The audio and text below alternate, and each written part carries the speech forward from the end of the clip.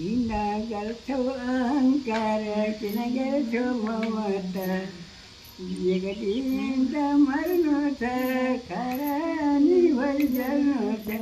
आगै उड्ने आगै बिछाउने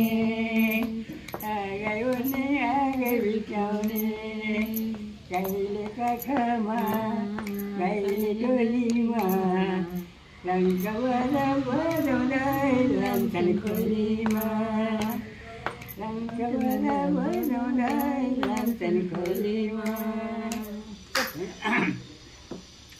जीवन बल्छन् हुरुरु खरानी हुरुरु कहाँ गयो तिम्रो विमान कहाँ गयो तिम्रो विमान कहाँ गयो तिम्रो विमान न त धन दौलत हातमा न त शाखा सन्तान साथमा भन्ने हो है हजुरभाइ हो न धन दौलत हुन्छ न त सन्तान हुन्छ है कोही न कोही है हाम्रो मम्मीले भन्थे हाम्रो मम्मीले भन्नुहुन्थ्यो है हजुरबा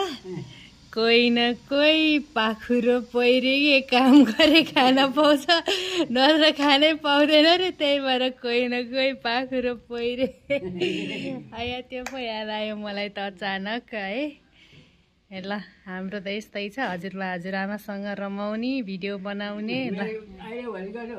राम्रो भएको छ नि यतिको होइन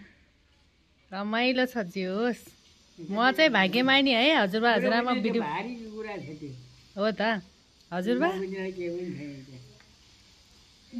जीवनमा सबैभन्दा राम्रो काम चाहिँ के रहेछ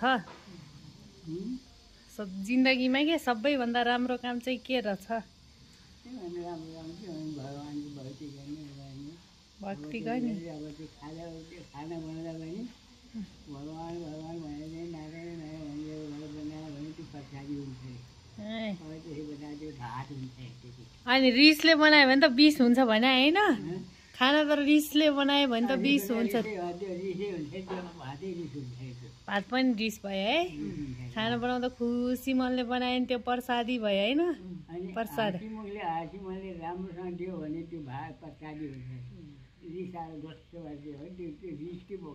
रिसकै पोको पनि खानुपर्छ है कहिलेकाहीँ त बाध्यता गाह्रो छ हामीलाई नि होइन त तिम्रो जस्तो मेरो नि मन भइदिए के दुःख पर्थ्यो र भने जस्तो है हाम्रो जस्तो अरूको नि मन भइदिए हामी त पुरै यो मान्छेको जातै स्वार्थी हो अरे कि है हजुर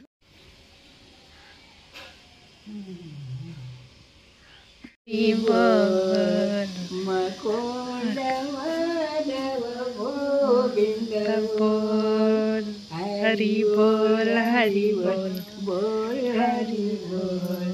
मकोंड माधव गोविंद बोल हरि बोल बोल हरि बोल बैकुंठ जानालाई मनको ढोका खोल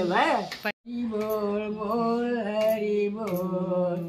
बैकुंठ जानालाई मनको ढोका खोल हरि बोल हरि बोल हरि बोल बैकुंठ जानालाई मनको ढोका खोल बैकुंठ जानालाई मनको ढोका खोल मेरो भन्ने सबै देखेँ पिपलमाथि मालामा